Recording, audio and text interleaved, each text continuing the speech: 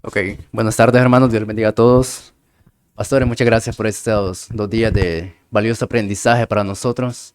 Como iglesia nos sentimos agradecidos por la labor de cada uno de ustedes y oramos para que el Señor pueda seguir brindándoles esa sabiduría a cada uno y que puedan seguir compartiéndola tan desinteresadamente para que el cuerpo de Cristo siga creciendo.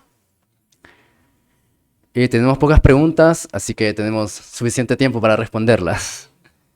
La primera dice: si yo tengo metas en mi vida y procuro que estas metas no vayan en contra de la palabra de Dios, pero veo que el Señor me cierra las puertas a estas metas, ¿debo pensar que no son la voluntad de Dios para mí? ¿O cuántas veces más debo intentar antes de olvidarme de esas metas o sueños?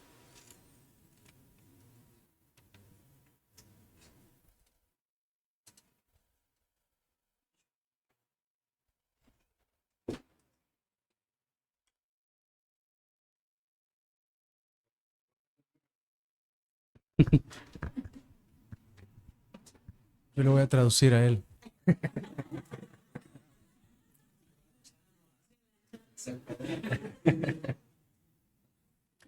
Bueno, el libro de Proverbios es un libro que nos ayuda a nosotros a siempre buscar, adquirir sabiduría. Y ese tipo de preguntas, Proverbios es muy bueno en esa área porque nos ayuda a ver que en la vida que tenemos en la que tenemos que buscar la gloria de Dios y vivirlo de una manera real en el mundo, muchas veces necesitamos no solamente el anhelo de hacer la voluntad de Dios, sino tener las herramientas que Dios da y saber usarlas. Por ejemplo, en Proverbio, dice Proverbio capítulo 3, versículo 13, dichoso el hombre que adquiere sabiduría y la persona que adquiere entendimiento, porque su provecho es mejor que el comercio de la plata y su ganancia mayor que el oro fino. La sabiduría es tu poder tener los principios, entenderlos, aplicarlos y recibir los beneficios. No es información, no es simplemente información. Entonces, Dios espera que nosotros seamos sabios y que busquemos la sabiduría. Para una pregunta tan práctica como esa, la misma palabra nos habla de confiar en el Señor. Proverbios 3, versículo 5. Confía en Jehová con todo tu corazón y no pongas tu confianza en tu propia sabiduría.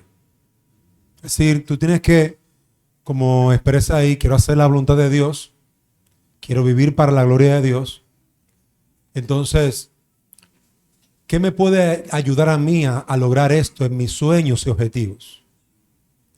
Bueno, en primer lugar, tenemos que buscar, por un lado, aquellas personas que en base a la fe, a la experiencia, a la práctica de la palabra en su vida, han demostrado sabiduría.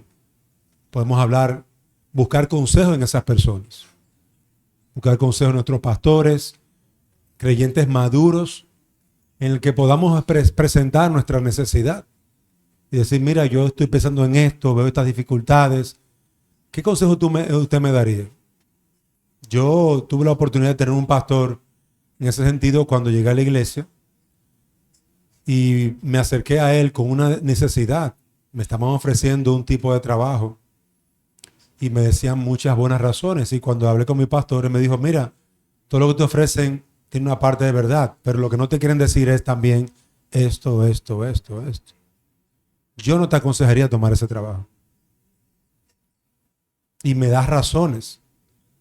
Y entonces ahí yo vi cómo el Señor me comenzó a guiar. Porque hay principios de la palabra, pero a veces uno no tiene la experiencia, la capacidad para ver un poquito más allá. Entonces buscar consejo en ese sentido es muy importante. Y ver qué dice las Escrituras. Si usted tiene madurez y entendimiento de la palabra, ver qué dice las Escrituras en cuanto a eso. Porque dice la Escritura, por ejemplo, Eclesiastés, que todo tiene su tiempo debajo del sol. Y por ejemplo, yo soy un estudiante, para poner un ejemplo, soy estudiante bachiller, me he graduado, pero quiero estudiar en la universidad, quiero trabajar. Entonces yo tendría que evaluar cuáles son mis prioridades. Y si yo tengo la posibilidad de cubrir esos deseos que tengo. Entonces pedir al Señor sabiduría en eso y evaluar con las herramientas que Dios me ha dado. Y buscar consejo. Y estar dispuesto a escuchar para aplicar el consejo. Hay 3 textos que quiero citar. El primero es Romanos 12:2. Dice, y no se adapten a este mundo, sino transfórmense mediante la renovación de su mente, para que verifiquen cuál es la voluntad de Dios, lo que es bueno, aceptable y perfecto. Creo que como creyentes necesitamos renovar nuestra mente y no adaptarnos al mundo. El mundo lo que nos enseña es vive para tus sueños. Esfuérzate lo más que puedas para alcanzar tus sueños. Pero si no nos negamos a nosotros mismos, realmente no podemos seguir a Cristo. El llamado que el Señor nos ha hecho implica muchas veces morir a esos sueños. Ahora, yo entiendo que la pregunta implica ¿qué tanto yo tengo que insistir para darme cuenta de que realmente no es la voluntad de Dios? ¿Cuánto tiempo debo de luchar? Se me cerró una puerta. ¿Debo tocar otra o me debo de quedar ahí? Y lo que necesitamos es lo que acaba de mencionar el hermano, sabiduría. Ahora, las herramientas están en la palabra, pero yo primero necesito transformar mi mente. Si yo no renuevo mi mente, yo voy a seguir viviendo para mí mismo. Necesito saber entonces cuál es la voluntad de Dios. Y la voluntad de Dios siempre es buena, siempre es aceptable y siempre es perfecta, su voluntad. Ahí no dice que va a ser fácil, ahí no dice que va a ser agradable para mí. Si es buena y es aceptable y es perfecta, es para Él. Eso es lo que finalmente nos importa. En Efesios 5:10 dice, examinen qué es lo que agrada al Señor. Tengo que ir a la palabra de Dios para examinar qué es lo que el Señor quiere. El versículo 17 dice, así pues, no sean necios, sino entiendan cuál es la voluntad del Señor. Por lo tanto, de forma clara, esto es aplicar lo que hemos visto en esta conferencia. Es vivir para la gloria de Dios. ¿Cómo yo puedo llegar a entender lo que agrada a Dios? Es por medio de la palabra. Y siendo honestos, muchas veces vamos a estar queriendo intentar algo para nuestro propio beneficio. Y me interesa ganar dinero, y me interesa comprar un vehículo, y me interesa tener una casa, y me interesa que la gente me vea a mí. La pregunta es, ¿eso que yo quiero hacer realmente glorifica al Señor? Porque eso es lo único que debe de importarme. Hay una frase que yo escuché una vez que me sacudió. Fue bastante difícil poder entenderla, pero es esta frase. Mis sueños realmente no importan. Mis sueños no importan. Solo lo que debe de importarnos es cumplir la voluntad del Señor. Y eso es duro, porque ese mensaje se opone a este mundo. Porque el mundo dice, vive por tus sueños, vive para tus sueños. No importa si al mundo no le agrada lo que tú quieres hacer, tú hazlo y vive tu sueño. Si tú eres hombre y quieres ser mujer, cumple tu sueño. Y así el mismo mensaje. Dice Colosenses 1:9, por esta razón también nosotros, desde el día que lo supimos, no hemos cesado de orar por ustedes, pidiendo que sean llenos del conocimiento de su voluntad, en toda sabiduría y comprensión espiritual. Antes de pedir sabiduría a Dios sobre qué hacer, pídele sabiduría a Dios para que puedas entender su palabra y aceptarla, porque si no siempre será una lucha, una lucha. Ahora bien, los planes que tenemos que rendirlos a Cristo. Si es su voluntad, eso se va a cumplir. No quiere decir que será fácil, porque mientras estemos en este plano, siempre las cosas serán difíciles. El decreto del Señor es: espinas y cardos te producirá la tierra. No podemos luchar contra eso. La vida en este mundo es difícil. El matrimonio es difícil. Son dos pecadores que están unidos en un pacto. El trabajo es difícil. Implica cansancio, desvelo, implica esfuerzo. Y todo lo que hagamos en esta tierra va a implicar dolor y sufrimiento. Todo es sufrimiento debajo del sol. Por lo tanto, no se trata de qué tan difícil es o si hay oposición. Se trata finalmente de conocer la palabra de Dios para conocer su voluntad y luego cumplir su voluntad. Luego de eso, todo es vanidad y todo es para el hombre. Y finalmente eso debe de ser desechado.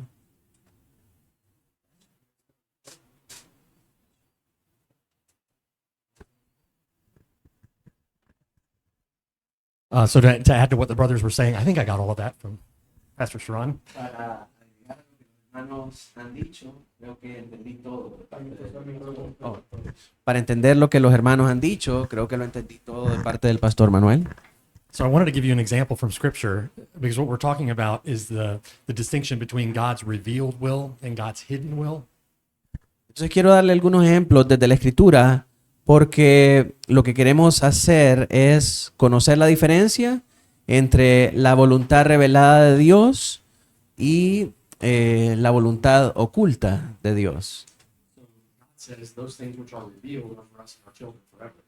Así que Dios dice, todas esas cosas que son reveladas son para nosotros y nuestros hijos para siempre.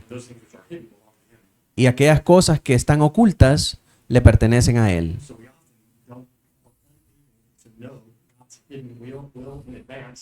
Así que frecuentemente somos incapaces de conocer la voluntad secreta de Dios de manera avanzada, de manera anticipada. Y eso lleva a la dificultad de la pregunta, que es cuál es la voluntad de Dios en esta situación en particular.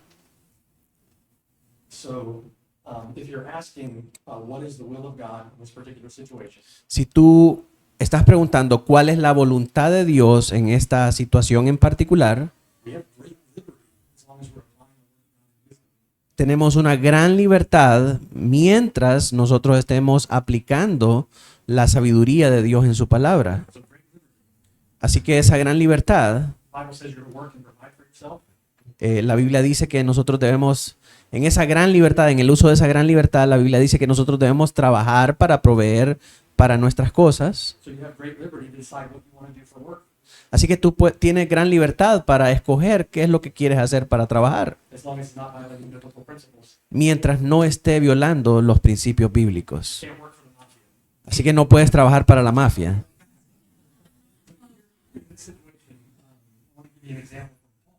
En esta situación quiero darte un ejemplo de Pablo. Pablo tuvo la voluntad revelada de Dios dada a él. Tú debes ser un apóstol a los gentiles. Así que tomar decisiones de acuerdo con esa voluntad. Al tomar las decisiones de acuerdo a esa voluntad, Pablo tenía libertad para decidir a dónde quería él ir y qué era lo que quería hacer.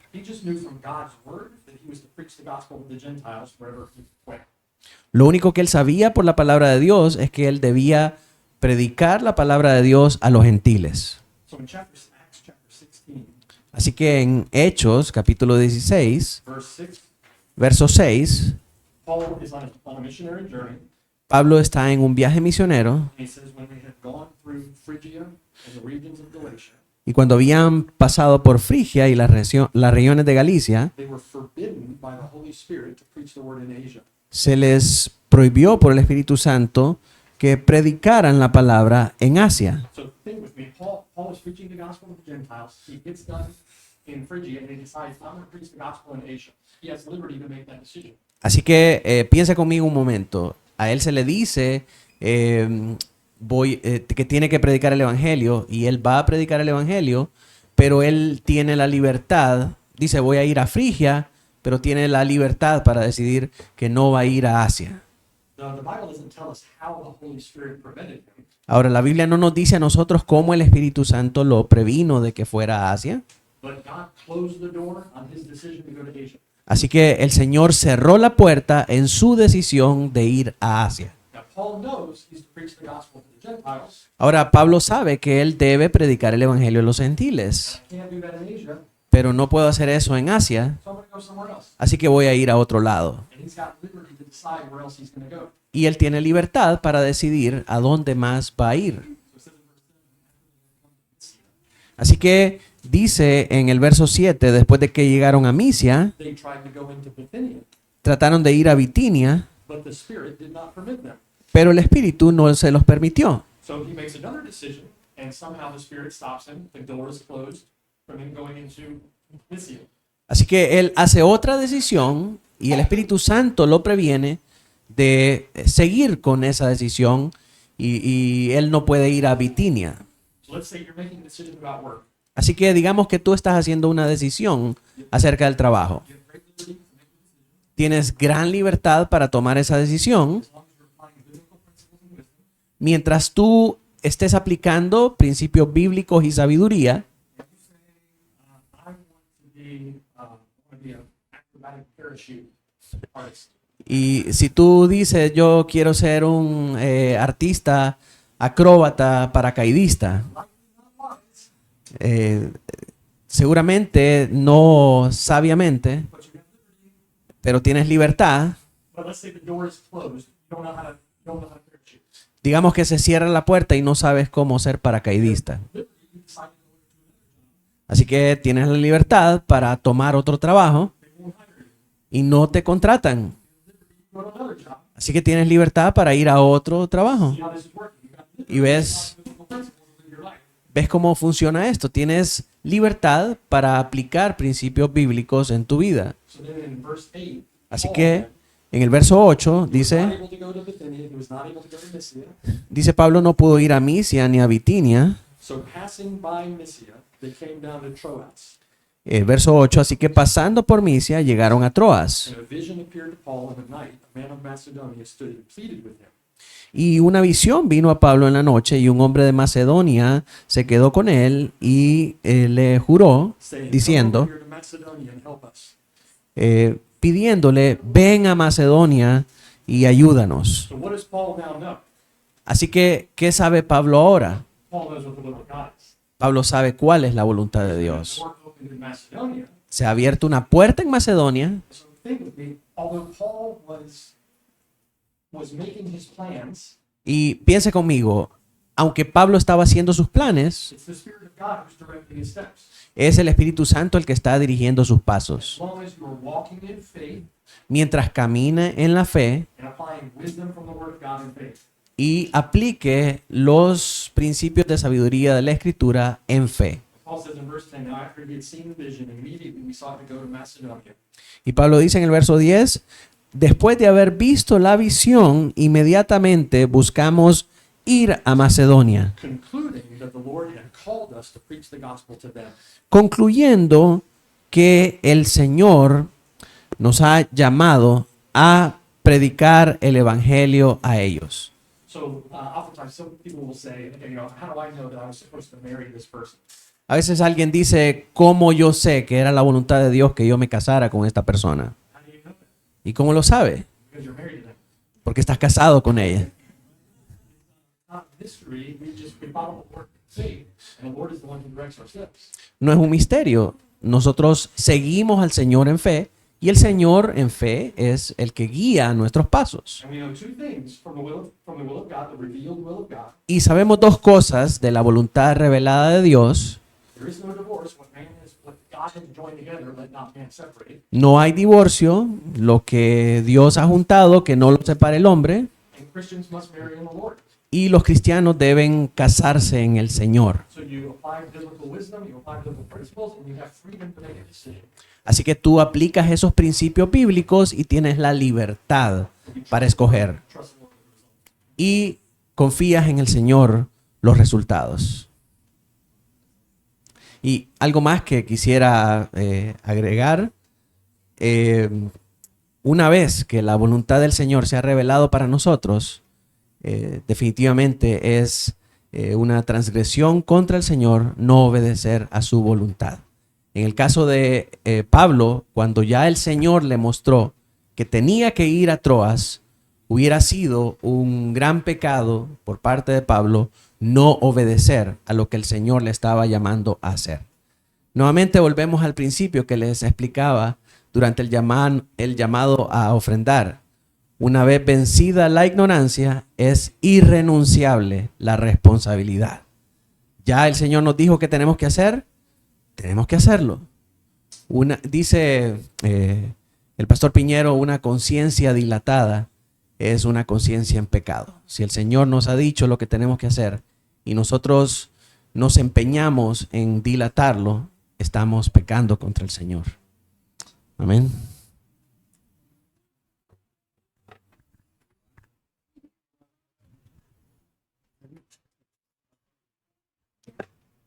Ok. Muchas gracias, pastores. La siguiente pregunta dice: ¿cómo será que se abrirán las tumbas de los muertos si en algunos ya no hay ni polvo del ser humano? ¿Y cómo será esa transformación? ¿Qué levantará de ahí el Señor?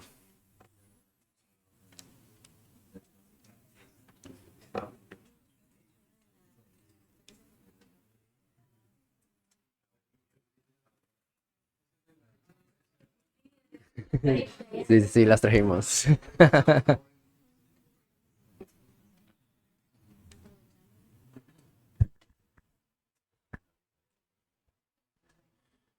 Primera de Tesalonicenses, capítulo 4, versículo 3. Pero yo quiero, hermanos míos, que estén informados respecto a los que han muerto.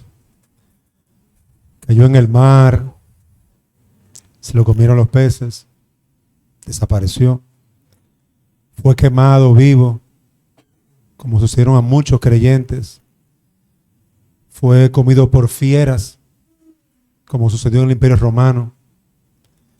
Es decir, lo despedazaron y se lo comieron. ¿Qué va a pasar con esas personas? Dice el apóstol Pablo, para que no se entristezcan como los demás hombres que no tienen esperanza.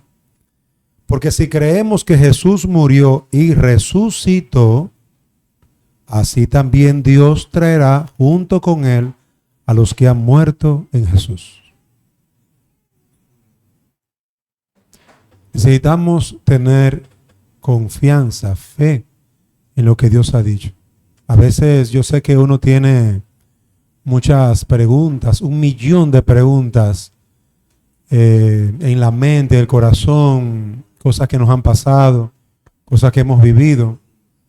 Pero si tú vas a la palabra de Dios con humildad, con sencillez, tú vas a ver la respuesta que Dios da. Dios da una respuesta, se van a levantar.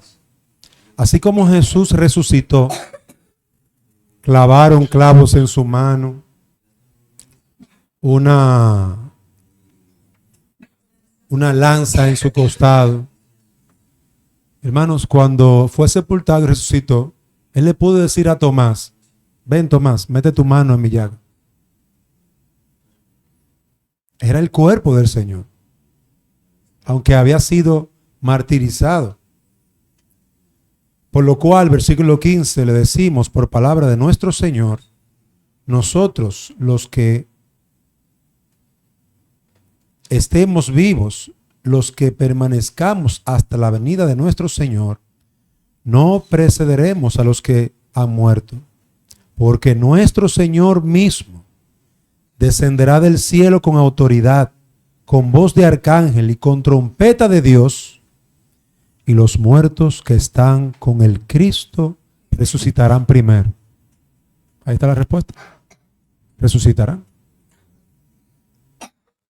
que fue quemado el hermano Policarpo, vivo, a sus 80 y pico de años, él va a resucitar, hermano. Las cenizas la echaron al mar. Cuando él resucite, no será este cuerpecito débil, es un cuerpo glorificado, es un cuerpo espiritual. Entonces no se preocupe, hermano. Si usted se ve viejo, se siente arrugado, cuando usted resucite, todo eso se va. Así que tranquilo, que ese no es el cuerpo con que tú vas a resucitar. Que lo regaron por el mundo entero. ¿Qué importa? Tendremos un cuerpo glorificado.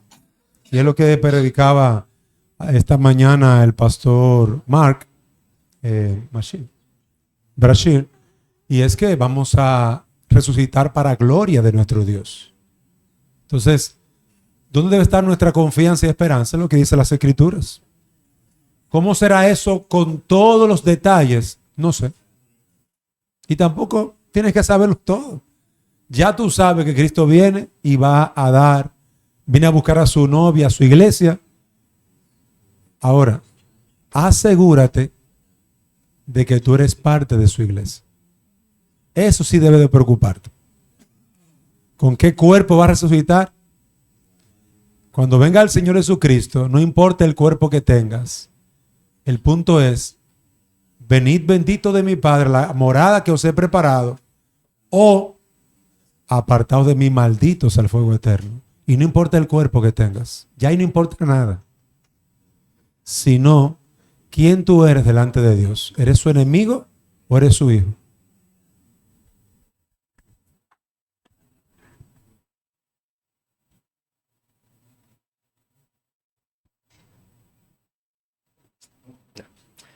Ok, muchas gracias. Tenemos la siguiente pregunta, dice, para el hermano Javier.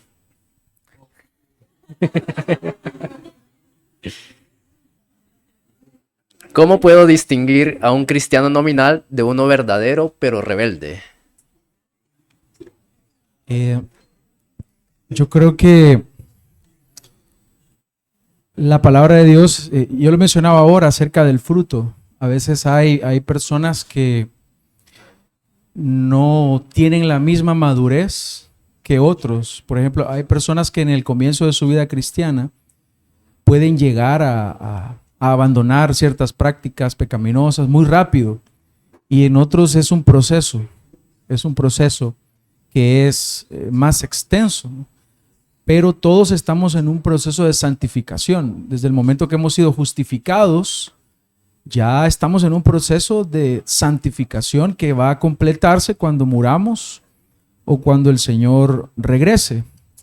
Sin embargo, es importante la cercanía hacia los hermanos para conocerlos, qué dicen, qué piensan, entienden el Evangelio, están luchando verdaderamente. Y este tal vez es un llamado a los pastores a estar más pendientes de la grey.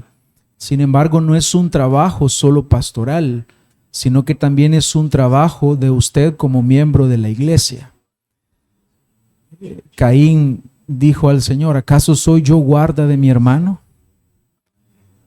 Pero nosotros como creyentes sí debemos de saber que somos guardas de nuestros hermanos. Por lo tanto, eso se va a ir evidenciando. Y el Señor quiere que tengamos paciencia los unos con los otros.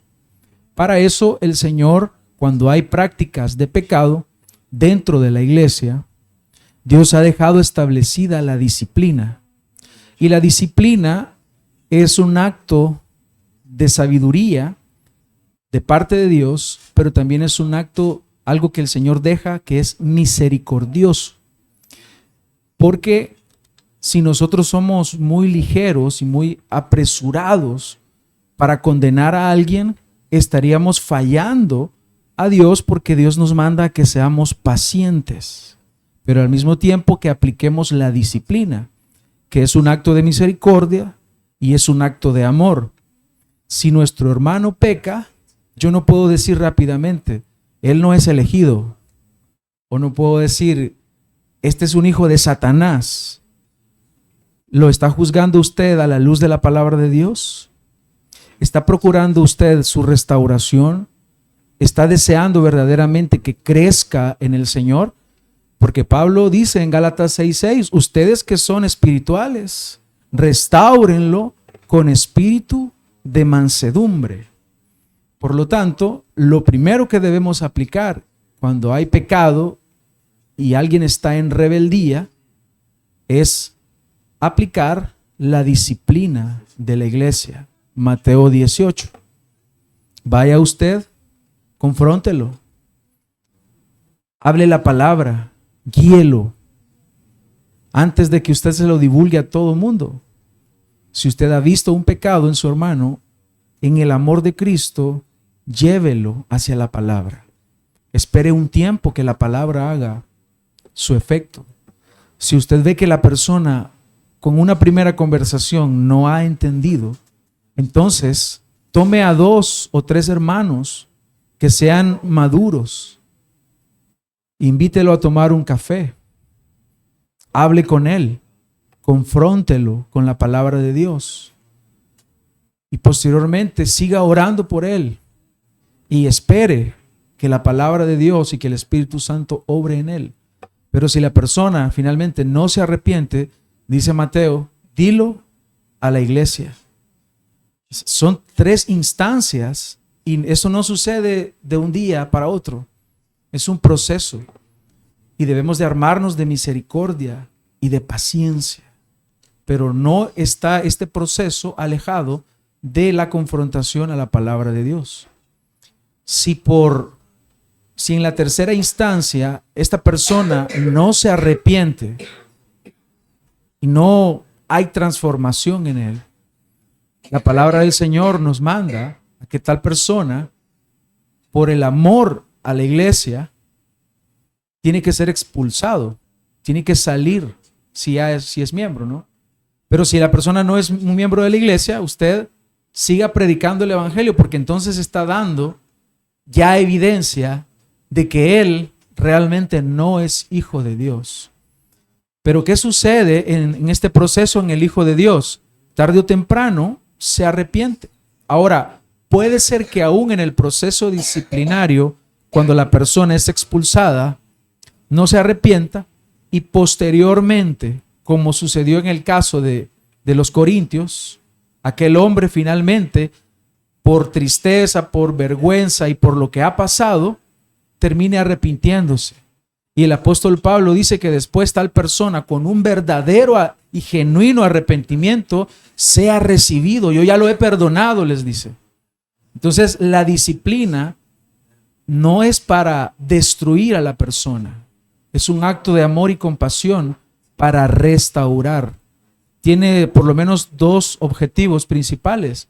En primer lugar, es la restauración del pecador. En segundo lugar, mantener la pureza de la iglesia. Y si agregamos el tercero y más grande que lo engloba todo, es que Dios sea glorificado. Así que creo que la palabra de Dios nos establece ese parámetro para poder verificar que una persona realmente es un verdadero hijo de Dios. Se va a arrepentir tarde o temprano. No sé si alguien más quiere. Me gustaría añadir a la pregunta y preguntarte, hermano, si estás diciendo la respuesta, ¿cómo podemos entender la diferencia con alguien que es un incrédulo y un cristiano rebelde? Y hablaste mucho de la práctica de disciplina de la iglesia. ¿Cómo respondemos, cómo pensamos de alguien que si existe una iglesia que no hace disciplina de la iglesia o si no existe una iglesia? Si una persona creo que no asiste a una iglesia, ya eso me está dando evidencia de que no es un hijo de Dios. Porque una persona que es hijo de Dios, su mente que ha sido transformada busca el alimento espiritual. Y no quiero sonar como muy rígido en el sentido de que solamente encontrando una iglesia bautista reformada, porque hay muchas iglesias que no son bautistas reformadas, pero que son iglesias sanas y una persona puede crecer ahí. Sin embargo, el creyente que pasa mucho tiempo fuera de una iglesia local, llega un momento que se desespera, busca una congregación y quiere someterse a el gobierno de la iglesia. Entonces, pero una persona que no es creyente no va a sentir nunca la necesidad de congregarse. Por eso creo que uno de los síntomas que nos encienden las alarmas en una persona que no ha conocido a Dios es porque no quiere congregarse, no le interesa. Pero un verdadero hijo de Dios, siendo que el Espíritu Santo lo ha transformado, siente una necesidad. Yo no sé si les ha pasado a ustedes que cuando no asisten a la iglesia sucede algo que yo quiero que sea el otro domingo porque hoy no pude ir, algo pasó y yo quiero estar con el cuerpo, yo quiero adorar. Pero preocúpese cuando a usted no le hace falta nada de eso. Ya lleva 3 meses y no ha orado, no lee la Biblia, no sirve al Señor, ahí sucede algo. Y está al borde de la apostasía. Y un apóstata no es un verdadero hijo de Dios. Un apóstata es alguien que no ha nacido de nuevo. Es alguien que se va, no le interesa. Pero un verdadero hijo de Dios anhela, desea y quiere formar parte de la iglesia y someterse. Por lo tanto, hermanos, pensemos con sensatez, con cordura en cuanto a nuestra participación en el cuerpo de Cristo, porque es ahí donde somos cuidados y somos pastoreados. No crea en una vida cristiana fuera de la iglesia local. Las iglesias locales son parte de la iglesia universal. Usted no puede estar en todas las iglesias del mundo. Dios le ha dado una iglesia donde usted crece, donde recibe el amor de Cristo, y ahí usted puede recibir o ser formado en la imagen de Cristo, que es hacia lo que apuntamos. No sé si eso ayuda un poco. Yo quería añadir algo que el pastor ya mencionó. Cuando nosotros estamos tratando con una persona que tiene una rebeldía abierta, uno debe a veces tomar en cuenta las circunstancias o lo que ha sucedido, porque muchas veces encontramos casos de esposos, esposas que han tenido una lucha terrible con su cónyuge y quieren tirar la toalla, y obviamente saben que van a ir en contra de la palabra, pero sus circunstancias los ha llevado a llegar ahí, a pensar que es la única decisión que deben de tomar. Pero nosotros que no estamos en esa condición, tenemos que, como dice Gálatas capítulo 6, corregir con un espíritu de mansedumbre, con un espíritu humilde. El pecado, dice Proverbios, se corrige con misericordia y verdad. Tú no puedes simplemente usar la verdad y machacársela en la cabeza a la gente, porque posiblemente le hagas más daño. Entonces se necesita la misericordia, y a veces hay que ponerse en el lugar del otro y escuchar al otro. A veces tenemos que ganarnos la confianza de la otra persona para poder aplicar la medicina, porque hay personas que están abiertamente negadas a cualquier cosa porque usted no me entiende, yo soy el que estoy sufriendo. Y Satanás ha hecho un trabajo, como diríamos por ahí, fino, donde realmente él ve que, o ella ve que ya, y que es algo injusto y no es posible y todo eso. Pero Dios tiene un propósito, y tenemos que recordar a la persona que Dios no está lejos, está cerca, y que su voluntad se va a cumplir en su vida. Pero él o ella debe estar abierto a los propósitos de Dios. Hermanos, Job tuvo que ver a sus 10 hijos morir. Yo no sé qué tú le dirías a Job en ese caso. Yo me hubiera quedado callado. Me hubiera puesto a llorar con él ahí, al lado de él, porque ¿qué le voy a decir? ¿Tú sabes lo que es perder 10 hijos en un solo día? Dios es soberano, hay que hacer la voluntad de Dios. Todo eso es cierto. Pero a veces no es el momento de decirlo, ni es la forma. Entonces necesita gracia para ganar el corazón. Hay personas que no te van a oír por la manera tan áspera, por la manera tan irrespetuosa con que le has tratado. Ya, se cerró el corazón. Pero si él ve que tú te tomas tu tiempo, mira, fulano viene aquí y él viene de su trabajo y él está tan cansado, pero por mí está viniendo aquí. Y tiene 3 horas escuchándome.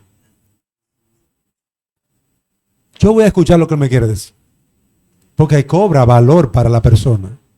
Tu interés y tu amor, tu sacrificio por esa persona, le da un testimonio particular.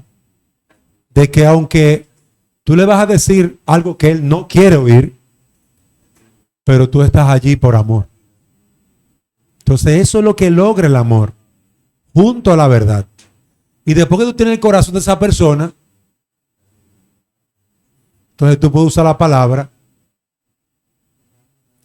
y él se va a quedar tranquilo. Yo recuerdo una hermana que se enfermó, nadie de la iglesia la visitó, alguien fue a llorar con ella y lo que hizo fue que la amargó más. Y cuando yo llegué a visitarla, no quería nada con los pastores, ni con los hermanos, ni con esa iglesia hipócrita. Y yo tuve que sentarme, escucharla. Y luego le dije, y luego estaba tan indignada. Y también usted. Y yo me quedé tranquilo. Y esto. Y yo le recordé, sí, pero tú recuerdas quién fue que te ayudó en esto y esto. Ah, sí, fue usted. Y tú recuerdas quién fue que te sirvió en esto y esto. Ah, sí, fue usted. Tú ves, nosotros te amamos. Nosotros te amamos. Y ahí hizo así. Y bajó las armas. Y entonces fue que yo le entré con la palabra. Si lo hubiera hecho al revés, se hubiera ido a la iglesia. Entonces Dios nos dé gracia, hermano, porque tenemos que hablar la verdad, corregir, amonestar. Todo lo que dijo el pastor, tenemos que hacerlo así mismo. Pero si no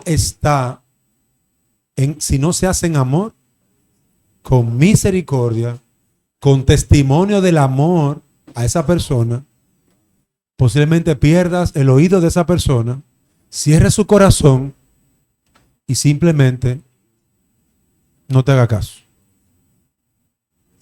Así que Dios nos dé gracia, hermano, porque ambas cosas son necesarias. Tenemos que aplicar la verdad. El médico que no aplica la medicina, hermano, el paciente se muere. Pero hay médicos que son brutos. No, en serio. Y no quiero ofender a ningún médico. Y yo me hablo a mí como médico. Torpe. Que soy dominicano, perdón. Torpe. Médicos que son torpes. Hay personas que van al médico, les gusta hablar con el médico, que el médico le explique cómo va a resolver el problema y le hable. Hay médicos que no hablan. Tómese eso, que yo soy el que sé. Váyase. Mire, hay gente que se siente ofendida, muy ofendida con ese médico. Y se va a otro médico y le dan la misma medicina. Pero este médico le habló, le explicó y hasta antes de irse le dio una paleta. Ese es el mejor médico del mundo. La misma medicina. El trato fue lo que hizo la diferencia. Entonces Dios nos ayuda en ese sentido.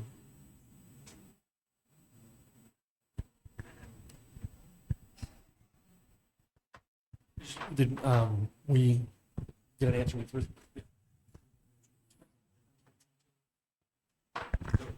maybe with respect to the rest of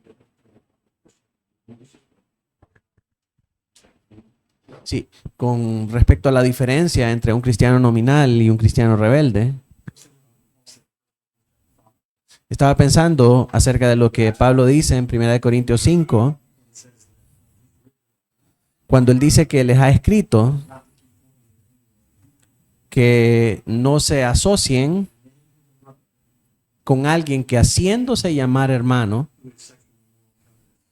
que es inmoral, que es engañoso, idólatra, borracho, ladrón.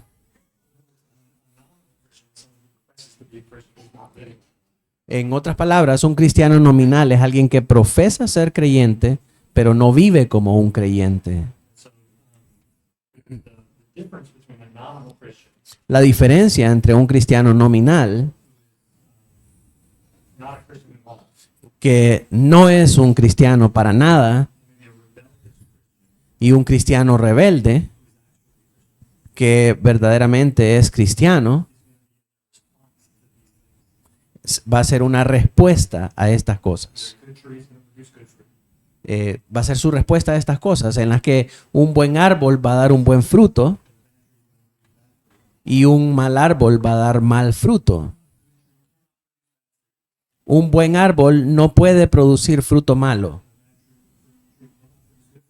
Y un árbol malo no puede producir fruto bueno. Así que aquel que es verdaderamente cristiano, que no vive como cristiano, van a responder con el buen fruto del arrepentimiento. Así que Pablo dice en 2 Corintios capítulo 7, verso 10, dice la tristeza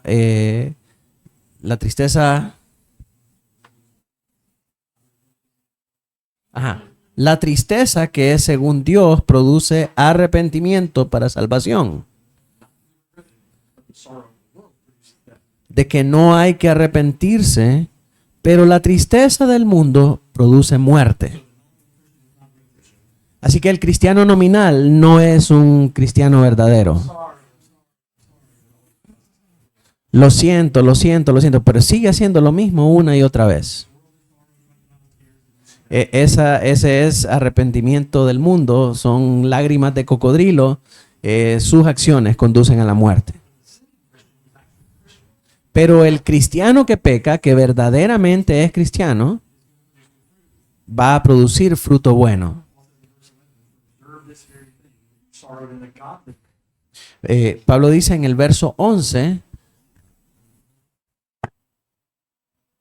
porque he aquí esto mismo de que hayáis sido contristados según Dios. ¿Qué solicitud produjo en vosotros? Clearing of yourself. ¿Qué defensa? Indignation against your own sin. ¿Qué indignación? What fear. ¿Qué temor?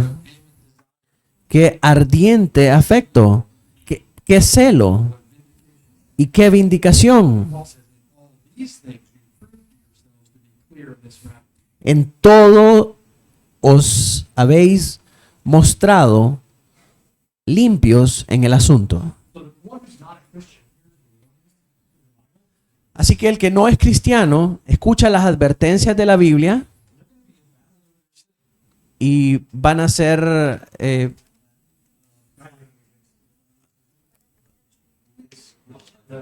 genuine Christians, el que es verdaderamente cristiano va a escuchar las advertencias de la palabra, pero va a luchar contra el pecado.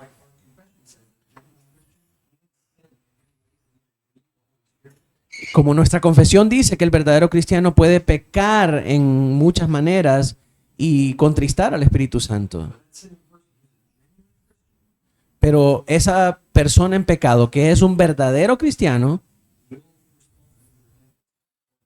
va a responder en arrepentimiento hacia el Señor y producirá frutos de arrepentimiento.